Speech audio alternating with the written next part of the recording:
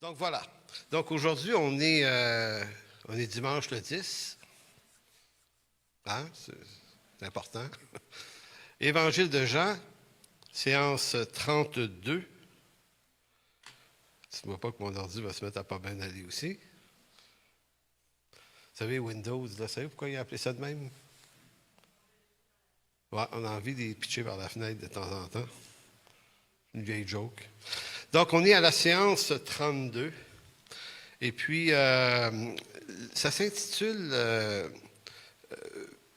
c'est la question que Jésus va poser à Nicodème. Tu es le docteur en Israël et tu ne sais pas ces choses. Donc, on va tenter de répondre à la question, au fond, qu'est-ce que Nicodème aurait dû savoir que Jésus lui dit? Comment ça se fait que tu ne le sais pas? Puis il dit, t'es pas n'importe qui, t'es le docteur en Israël, Nicodème, quand même. Donc, c'est ça qui est la grande question aujourd'hui. Donc, on va lire le texte, Jean chapitre 3, versets 6 à 10, où il est écrit, Jésus répondit, en vérité, je te le dis, si un homme ne naît d'eau et d'esprit, il ne peut entrer dans le royaume de Dieu. Ce qui est né de la chair est chair, ce qui est né de l'esprit est esprit. Ne t'étonne pas que je t'ai dit, il faut que vous naissiez de nouveau. Le vent souffle où il veut, et tu entends le bruit, mais tu ne sais pas d'où il vient, ni où il va. Il en est ainsi de tout homme qui est né de l'esprit. Nicodème lui dit, mais comment cela peut-il se faire? Jésus lui répondit plutôt, tu es le docteur en Israël et tu ne sais pas ces choses? Donc, d'abord, qu'est-ce que Nicodème aurait dû savoir et de quelles choses Jésus parle-t-il? Parce qu'il y en a beaucoup de choses, là. Il y a naître d'eau et d'esprit. D'eau, naître de l'esprit, on sait ce que ça peut vouloir dire. Il y a beaucoup de textes qui éclairent ça. Mais aujourd'hui, on va s'intéresser à l'eau. Qu'est-ce que ça peut vouloir dire de naître d'eau? Mais il y a également d'autres informations. Le verset 8, le vent souffle où il veut. Et tu entends le bruit, mais tu ne sais pas d'où il vient ni où il va. Ainsi en est-il de tout homme qui est né de l'esprit. Ce qui est une affirmation qui sonne étrange. Tu sais, ça donne l'impression que si tu es né de l'esprit, c'est comme... je ne sais pas si vous comprenez, là. Tu sais pas où tu t'en vas, tu ne sais pas d'où tu viens. Tu flottes. Et au fond, non, c'est ce qu'on va voir un peu plus tard... pas aujourd'hui, mais on va également répondre parce que c'est beaucoup d'informations que Nicodème ne semble pas connaître. Donc, naître d'eau et d'esprit, à quoi réfère l'eau dans le verset 5, qui dit en vérité, je te le dis, si un homme ne naît d'eau et d'esprit. Donc, certains ont vu, et il y a beaucoup de théories, quand on regarde les commentateurs, les bons théologiens, il y a toutes sortes d'informations qui ont été données là-dessus. Ça va aussi loin que dire que puisque un bébé, lorsqu'il naît, il passe 9 mois dans le ventre de sa mère dans un liquide amniotique. Donc, tu nais dans la première naissance physique. Il y a de l'eau, puis il y a une naissance après. Donc, Jésus aurait voulu reprendre un peu les deux images, l'eau et la naissance, donc pour parler de la nouvelle naissance. Mais je ne sais pas à quel point il y en a qui croient ça, mais disons que c'est l'option qui est rejetée à peu près par tous, parce que ça ne fait pas vraiment beaucoup de sens. D'autres, ils voient, et c'est peut-être un bon point, voient le baptême d'eau. Ils vont dire, le baptême d'eau et le salut. Donc, l'eau et esprit. C'est une option que certains, beaucoup acceptent, mais elle pose un problème. C'est que le baptême ne nous fait pas naître de nouveau. L'eau est juste le symbole, si on veut, le rituel à laquelle on s'engage. Lorsqu'on est sauvé, il vient comme après la nouvelle naissance et il ne sauve pas. Mais bon, certains vont dire, mais ça peut être raisonnable quand même de le penser. L'autre option, c'est peut-être celle qui fait le plus de sens, c'est les ablutions d'eau dans la cuve des reins. Et là, il faut retourner faut retourner dans l'Exode. On n'ira pas, mais on va juste l'expliquer rapidement. C'est dans Exode 30.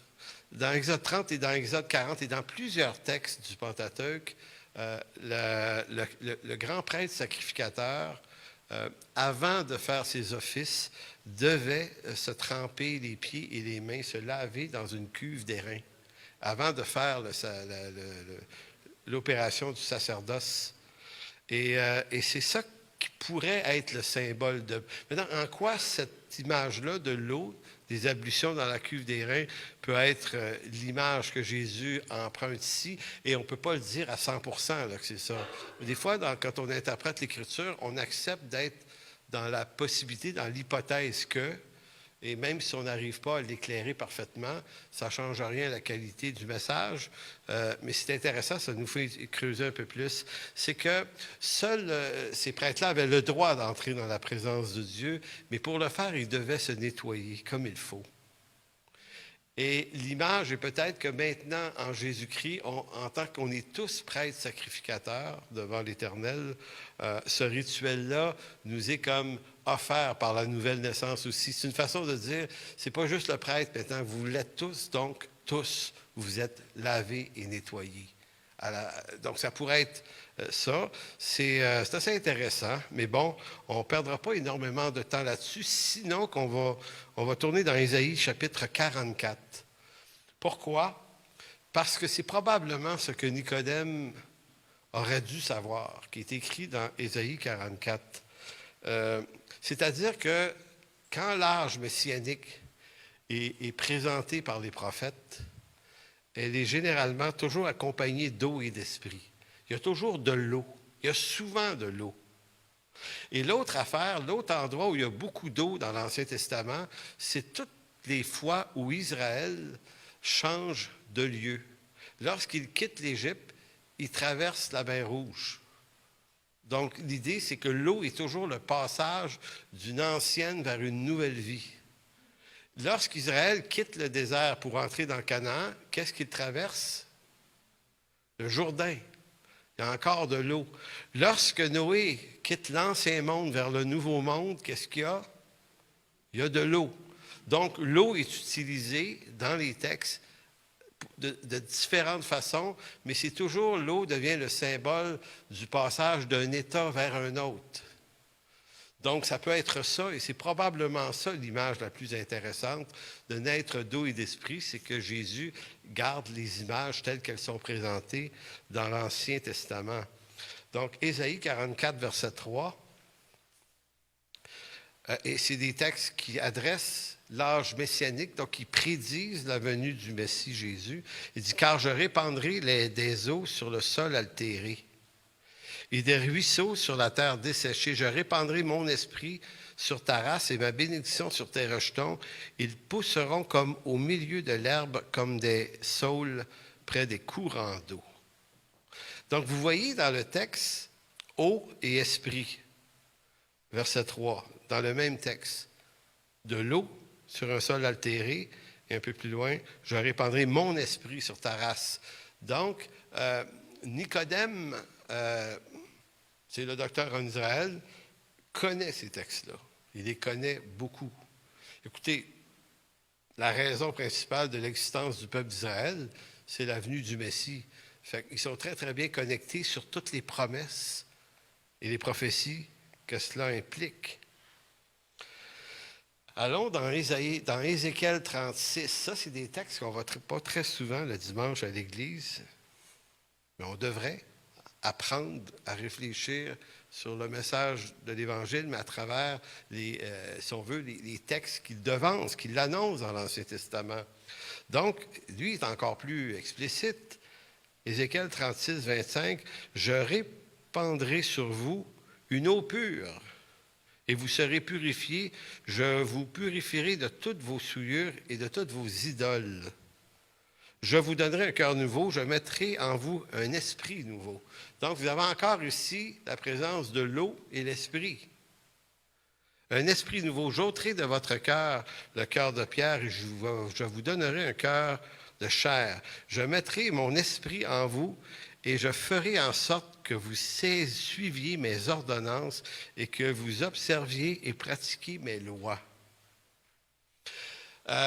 ce qu'on doit remarquer, c'est que ces textes-là, puis il en reste un à lire, qui est Ézéchiel 37, juste après, c'est que de la façon dont ils sont écrits, ils décrivent un état parfait. Surtout Ézéchiel 36. C'est la façon que c'est décrit, c'est comme si on va être parfaitement obéissant à la loi de Dieu qui va être dans nos propres cœurs. Donc, c'est un état eschatologique, on dirait, l'accomplissement de la perfection. Et effectivement, les textes prophétiques ont souvent cette consonance-là. Ils parlent évidemment de notre réalité parfaite lors du retour de Christ sur une nouvelle terre et des nouveaux cieux. On va se retrouver dans une condition parfaite, sans faute, sans souillure. On va être délivré de tout ça. Sauf que ce qu'il faut savoir en même temps, c'est que l'ère prophétique, messianique, est déjà commencée dans cette vie. D'où la fameuse phrase, on est déjà et pas encore. Donc, on est déjà entré dans cette réalité-là. C'est pour ça que Paul va dire aux Éphésiens, on a déjà les prémices de l'Esprit. Galates 5, 22, il y a déjà les fruits. Il y a toutes sortes de choses qui sont déjà là, mais en ce moment, sentez-vous pas mal si vous ne sentez pas que vous accomplissez la perfection de ces choses. En tout cas, pas moi, clairement. Donc, tout ça pour dire que ce qui est assez clair ici, c'est que les textes mettent ce phénomène en parallèle entre le maintenant et le pas encore, mais ils sont très, très clairs sur ce que Dieu a l'intention de faire. Dans Ézéchiel 37 maintenant, ce texte-là, c'est le texte qui parle de la vallée des ossements. Et d'ailleurs, quand on fait de l'étude biblique et eschatologique notamment, c'est à travers les textes d'Ézéchiel qu'on comprend quel type de lecture qu'on doit faire. Donc, il ne s'agit pas d'une lecture littérale. Tout ce qui va littéralement arriver est expliqué par un langage symbolique. Donc, ce n'est pas que Dieu ne le fera pas, mais il utilise des images pour nous montrer ce que c'est. Verset 4, Ézéchiel 37, il me dit, prophétise sur ces eaux. Il y avait la vallée des ossements, il y avait un amoncellement d'os, de cadavres, donc de gens morts. Prophétise sur ces eaux et dis-leur, ossements desséchés, écoutez la parole de l'Éternel. Donc, il y a un symbole du salut extraordinaire ici. Parce que j'ai dit ça il y a quelques semaines, quand Dieu s'adresse à nous par son esprit en vue du salut, c'est à des morts qu'il parle. Vous êtes morts, disait Paul. Donc, on est déjà dans une condition mortelle. Depuis la chute, on est des morts-nés. Maintenant, l'homme naturel, l'homme animal, ne reçoit pas les choses de l'Esprit de Dieu. On voit ça dans 1 Corinthiens, chapitre 2, verset 14-15, dans ce coin-là, si ma mémoire est bonne. Donc, il faut comprendre que dans notre état naturel, on ne peut pas le voir. Nicodème non plus. Même s'il est le docteur en Israël, la réalité tangible du salut ne nous parvient pas à travers notre intelligence, mais à travers une œuvre de l'Esprit de Dieu. C'est ça qu'il faut absolument comprendre. Donc, lorsqu'il dit « prophétise sur ces eaux », il dit leur ossements desséchés, écoutez la parole de l'Éternel, ainsi parle l'Éternel, ainsi parle le Seigneur, l'Éternel à ses eaux. Voici, je vais faire entrer en vous un esprit et vous vivrez. L'image est stupéfiante. Dieu s'adresse à des morts et il les ressuscite. Il leur parle. Il n'y a rien de trop difficile pour l'Éternel. Vous essayerez ça dans un cimetière, vous allez voir que vous n'y arriverez pas. D'ailleurs, quand j'étais jeune, allez chercher une bouteille d'eau, ne bougez pas.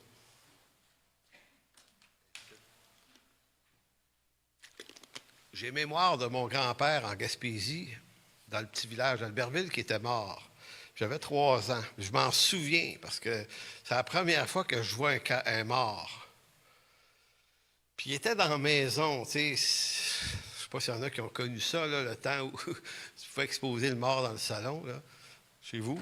Et puis, fait qu'on s'en va là, tu sais. Puis on dormait là la nuit d'après, tu sais. Fait que moi, les enfants, c'était, ouais, dormir d'un mort dans le salon. Il y en a-tu qui ont déjà vécu des affaires de même? Ouais? Ça, c'est assez intéressant. Bref, et là, ma mère, elle a eu la vivacité d'esprit de nous dire, puis je ne sais pas pourquoi je m'en souviens, j'avais 3 ans, puis normalement, on ne se souvient de rien, mais moi, ça, je m'en souviens. Elle m'a dit, vous savez, les enfants, elle a dit, votre grand-père, là, il est bien moins dangereux maintenant qu'il est mort. Je ne sais pas ce qu'elle voulait dire par là.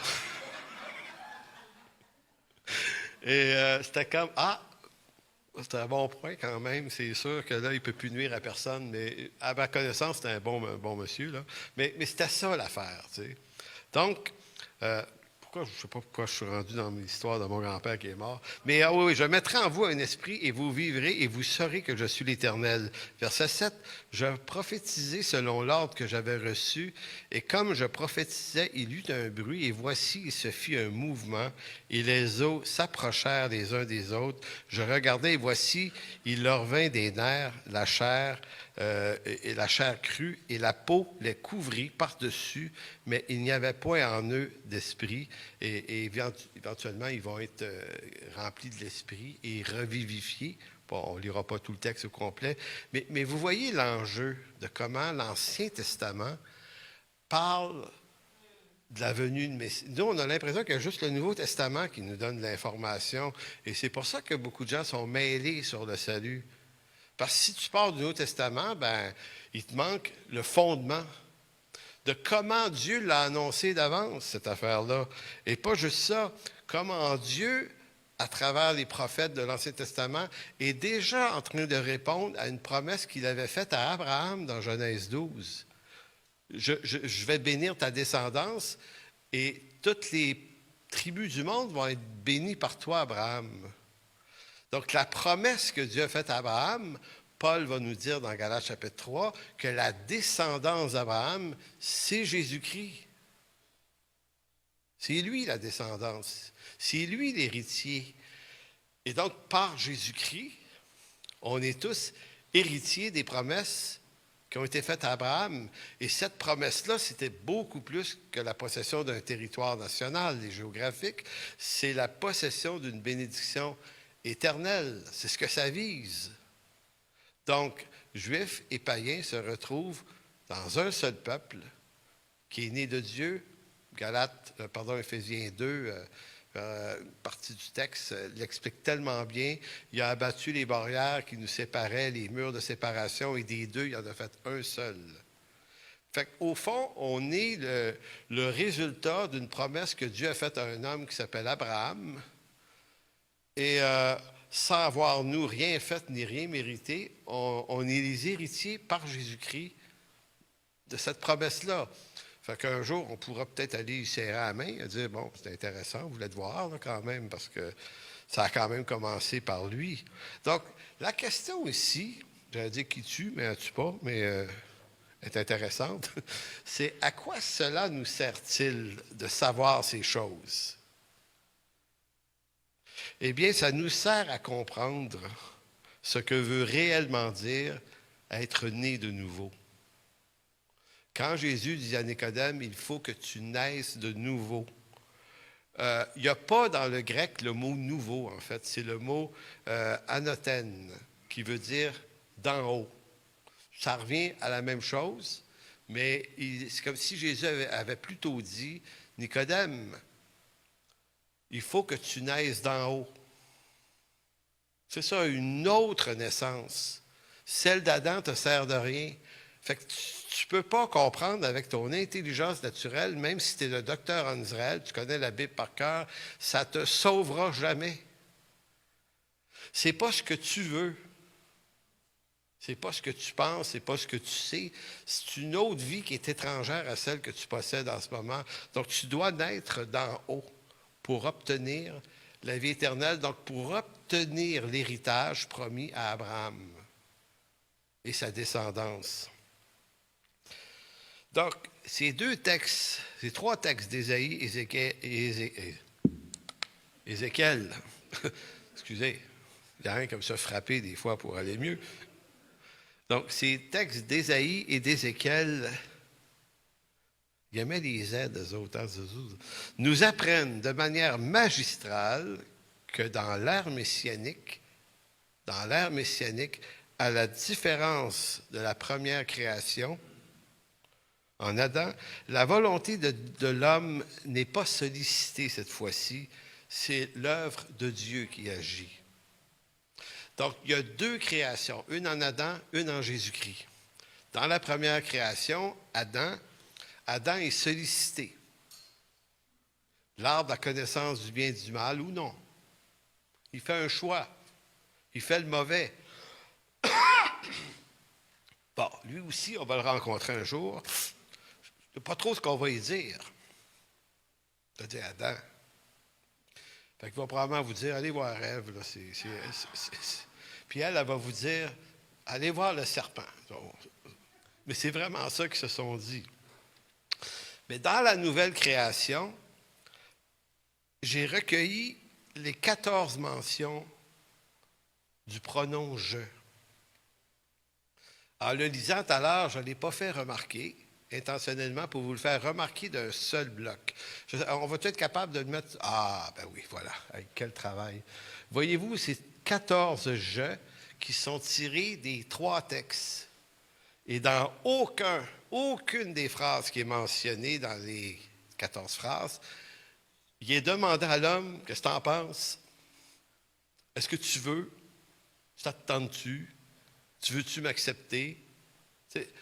C'est fascinant comment l'Ancien Testament éclaire la doctrine du salut d'une façon magistrale. Donc, allons-y, Ésaïe 44. Je répandrai, c'est moi l'Éternel, là, je répandrai. Et en passant, ça a la même sonorité, la même connotation que Genèse 12, si vous vous souvenez, la promesse faite à Abraham, c'était aussi une promesse inconditionnelle.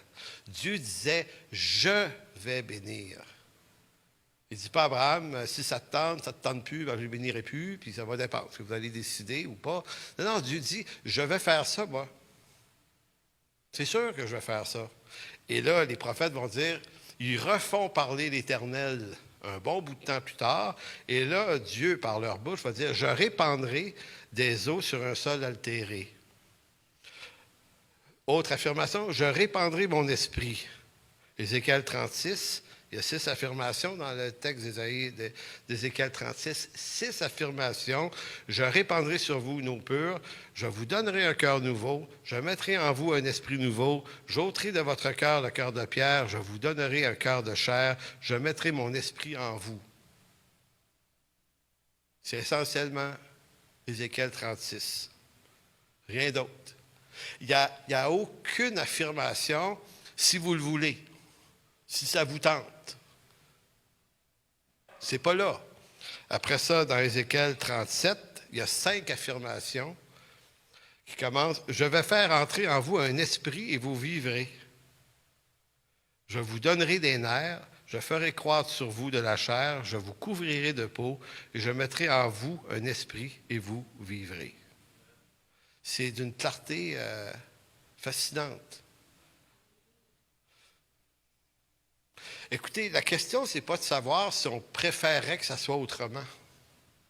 Parce que c'est certains ont cette réflexion-là. On va dire, ben non, mais moi, je pense que ça devrait...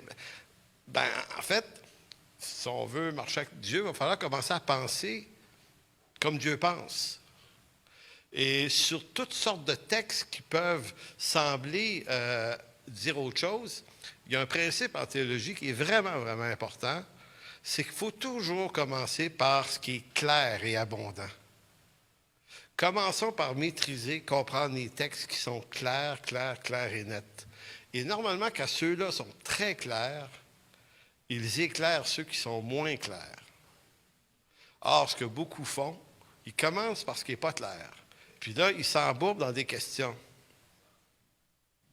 Ouais, mais si si c'est Dieu qui nous élit, mais pourquoi il est écrit à tel endroit? Puis, dire, OK, ça ne pas commencé par la bonne place.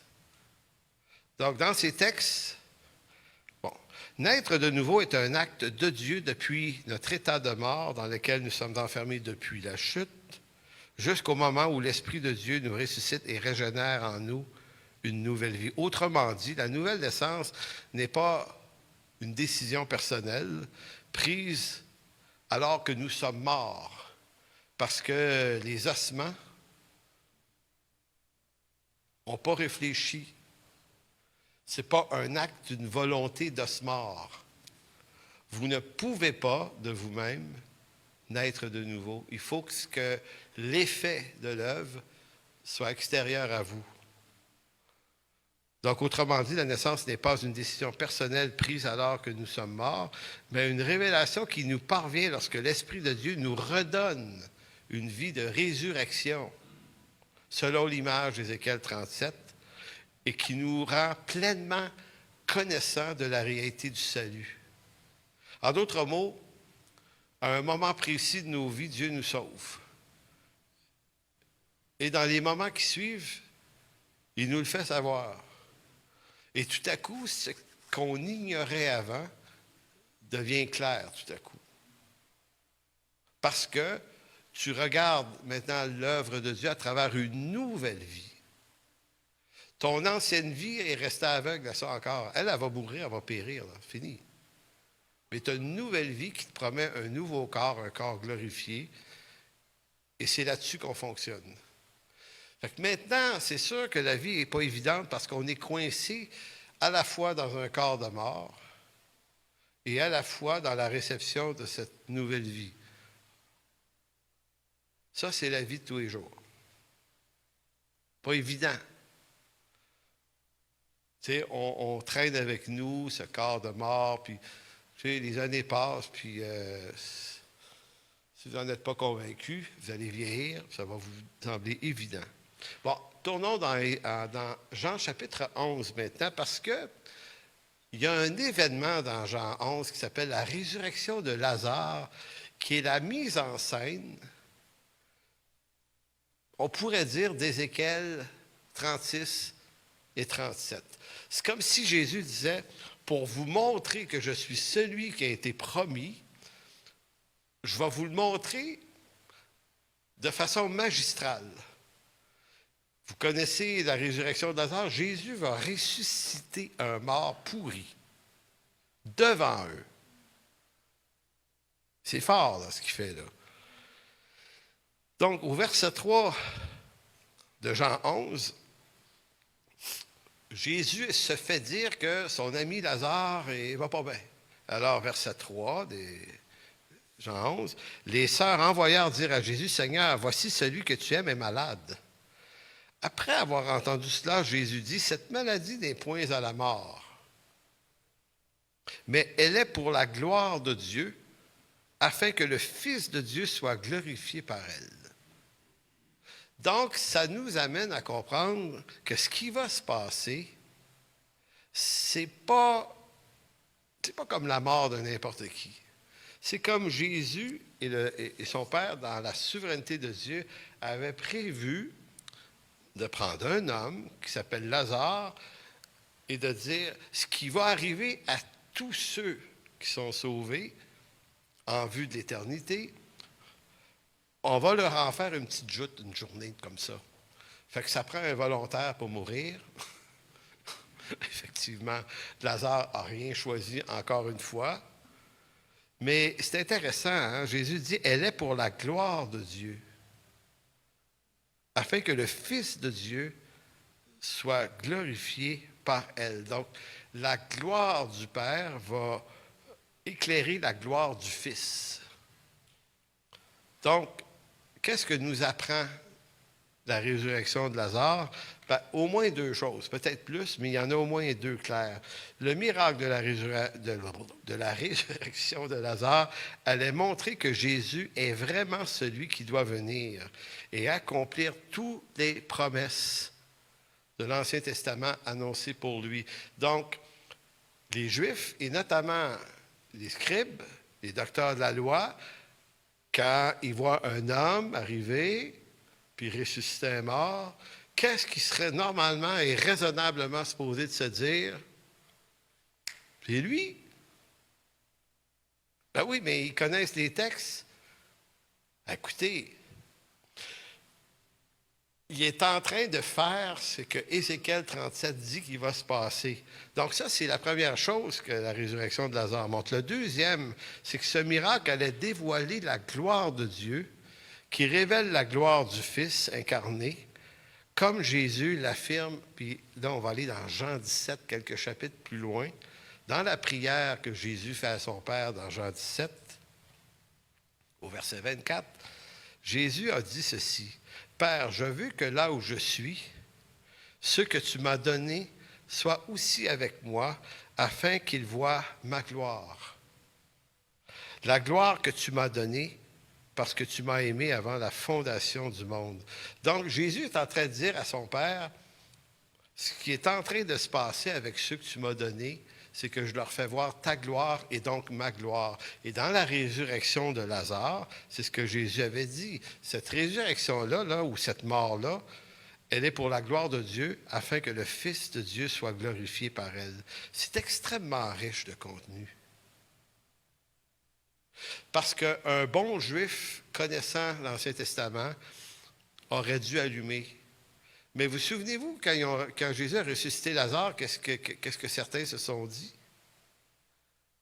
Souvenez-vous de la réaction de quelques-uns? Ils ne se disaient pas, il faut l'arrêter, lui, il faut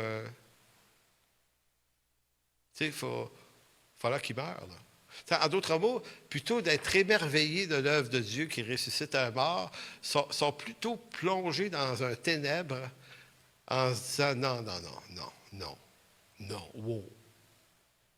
On va voir ça la semaine prochaine, ce bout-là. Là. Alors, au verset 17 de Jean 11, donc Jésus fait exprès d'attendre. Donc, éventuellement, au bout de 3-4 jours, il décide de se présenter au lieu du tombeau. Alors, Jésus étant arrivé, trouva que Lazare était déjà depuis 4 jours dans le sépulcre. Donc, pourquoi 4 jours? Parce qu'il y a une idée qui circulait en Israël, selon les rabbins, que les gens, quand ils meurent, ils commencent à sentir seulement au bout de 3 jours et 4e jour, la décomposition commence. Donc, il y avait comme cette rumeur que si ça fait juste 2 jours que tu ne bouges pas, peut-être que tu n'es pas mort. On va attendre. 3 jours, tu as commencé à sentir pas bon, puis là, 4 jours, là, ça se décompose. On se dit, là, il est mort. Vous voyez, c'est ça. Donc, Jésus fait exprès d'attendre le 4e jour. En d'autres mots, l'idée, c'est être certain que tout le monde va bien comprendre que Lazare ressemble de plus en plus à la vallée des ossements dans l'Ancien Testament. Sa décomposition signifie que sa chair et pas ses os, mais sa chair et ses muscles et tout ça, c'est en train de se décomposer. Fait que ça ne marche plus, là, ça ne fonctionne plus. Donc, panique à bord, au verset 39, Marthe, la sœur du mort, dit, « Seigneur, il sent déjà, car il y a 4 jours, en voulant dire, qu'est-ce que tu attendais? » Tu sais, c'est un raisonnement humain, mais elle aurait pu dire, tu sais, dans les premiers 24 heures, il ne sentait pas. Tu aurais peut-être pu plus de chance que tu le ressuscites là, puis c'est un peu ça qu'on entend. Mais là, c'est ton ami, 4 jours, qu'est-ce que tu as fait? Et on sait pourquoi. Jésus va attendre qu'il pue. Donc, verset 20, lorsque Marthe apprit que Jésus arrivait, elle alla au-devant de lui, tandis que Marie se tenant assise à la maison. Marthe dit à Jésus, « Seigneur, si tu eusses été ici, mon frère ne serait pas mort. Mais maintenant, même, je sais que tout ce que tu demanderas à Dieu, Dieu te l'accordera. » Jésus lui dit, « ton frère ressuscitera. Je sais, lui répondit Marthe, qu'il ressuscitera à la résurrection au dernier jour. Ben oui. Verset 25, Jésus lui dit, et là c'est une des phrases les plus stupéfiantes du Nouveau Testament, je suis la résurrection et la vie. Celui qui croit en moi vivra quand même, il serait mort. Voyez-vous que Jésus va rechercher les idées des prophètes de l'Ancien Testament. Celui qui croit, nous, on pourrait entendre celui qui a l'intelligence d'y croire. Mais l'Évangile de Jean ne nous parle pas du verbe croire de cette façon-là. Ceux qui croient, c'est ceux qui lui appartiennent.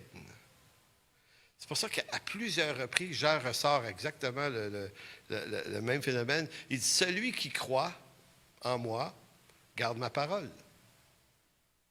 Donc, ce n'est pas celui qui a l'intelligence de croire, mais celui qui est un croyant, qui est un appelé, qui est un racheté. Lui, il croit en moi, il croit à ma parole. Donc, celui qui croit vivra, même s'il serait mort. Et quiconque vit et croit en moi ne mourra jamais. Crois-tu cela? Elle lui dit, oui, Seigneur, je crois que tu es le Christ, le Fils de Dieu qui devait venir dans le monde. Donc, en disant, je suis la résurrection et la vie, Jésus se décrit, lui, en sa personne, comme étant le Messie, qui accomplit à la fois la promesse d'Abraham, mais qui accomplit les promesses des prophètes. Ézéchiel. Et là, il fait ça devant eux, là. La résurrection de Lazare, il y a du monde, là.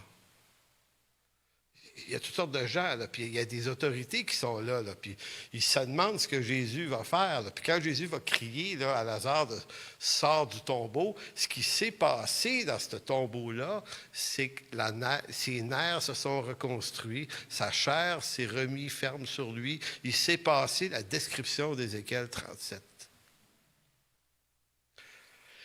Quand ils ont vu le cadavre sortir, là, c'était avec les bandelettes là, qui devaient, tu sais, si le gars il a repris un peu de coffre, les bandelettes devaient sauter, tomber à terre, ça devait être effrayant. Effrayant de voir la scène, mais effrayant d'être devant quelque chose qui ne s'est jamais vu, là.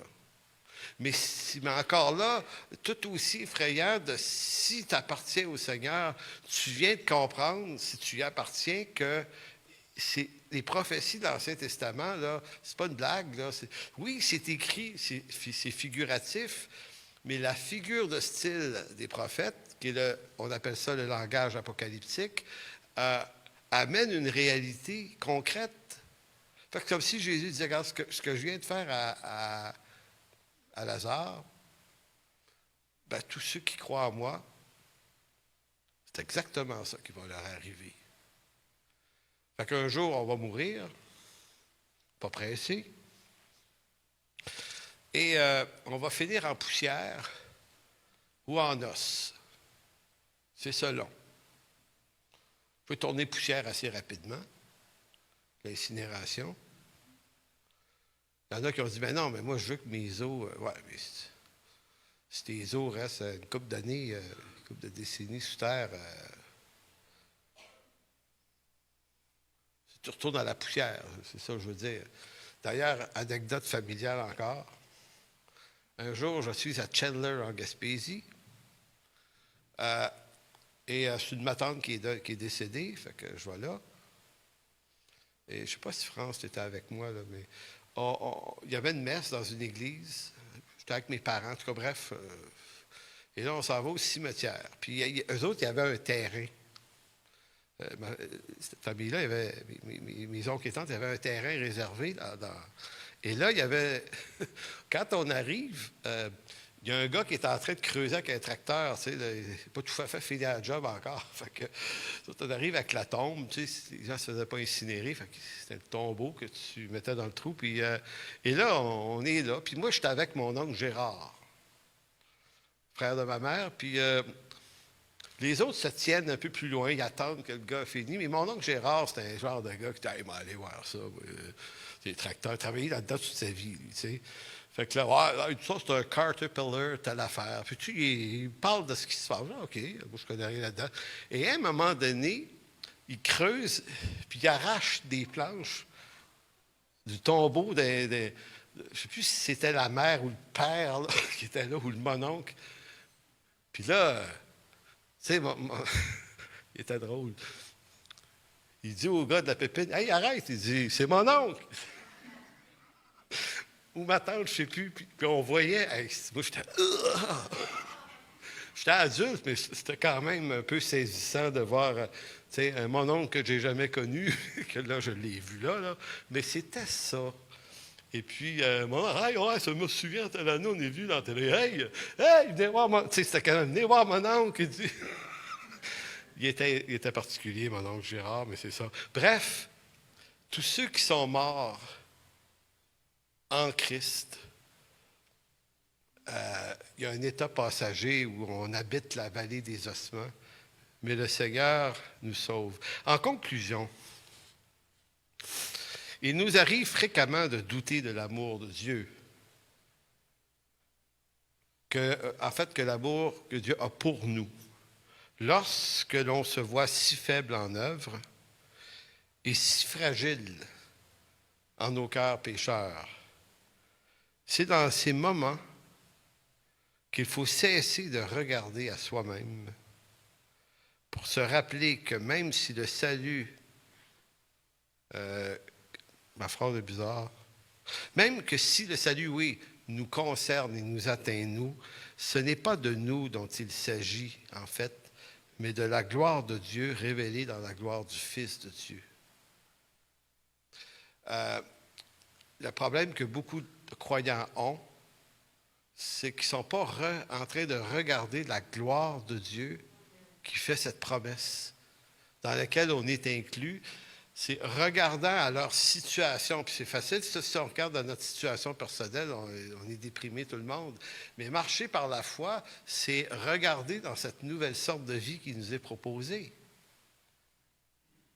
Et de se dire, OK, c'est son œuvre à lui. Les 14 jeux, c'est pas rien, c'est son œuvre à lui. C'est lui qui a décidé de me faire ça. C'est lui, c'est son œuvre. C'est fantastique. Donc, un dernier texte, Éphésiens 1, versets 4 à 6, qui répond à une autre question. Pourquoi Dieu a-t-il eu envie de faire ça? C'est-à-dire de nous sauver. Alors, Éphésiens 1, 4. En lui, Dieu nous a élus avant la fondation du monde pour que nous soyons saints et irrépréhensibles devant lui, nous ayant prédestinés en son amour à être ses enfants d'adoption par Jésus-Christ. Et c'est là la raison est donnée ici, selon le bon plaisir de sa volonté. À la louange de la gloire de sa grâce qu'il nous a accordée en son bien-aimé. Tout se tient. Ce texte-là avec Jean, Jean 3, Jean 11, Jean 17. Dieu a fait ça à la louange de sa gloire. Ça me fait du bien, moi, de savoir ça. Ça me fait du bien que son salut envers moi n'est pas un édit de tolérance. Comme si Dieu se sentait coupable de nous avoir créés, puis comme on est un peu cabochon tout le monde, tout le temps en train de se perdre dans des affaires, fait que Dieu dit, bon, regarde, je vais les sauver, là. C'est un bon père, là, après tout, là, je ne suis pas pour laisser mourir, pour vous autres. Et comme si Dieu disait, ben, je vais en sauver quelques-uns, puis ça va être... comme si la Trinité disait, on va se sentir moins coupable pour l'éternité de les avoir créés. En fait, non, Dieu nous sauve selon le bon plaisir de sa volonté, à la louange de la gloire de sa grâce. Ça signifie que, au-delà de ce qu'on pense de nous-mêmes, Dieu prend plaisir dans le salut qu'il nous a donné, et donc il prend plaisir dans nos vies. Amen. Alors, merci, Père, de bénir abondamment aujourd'hui.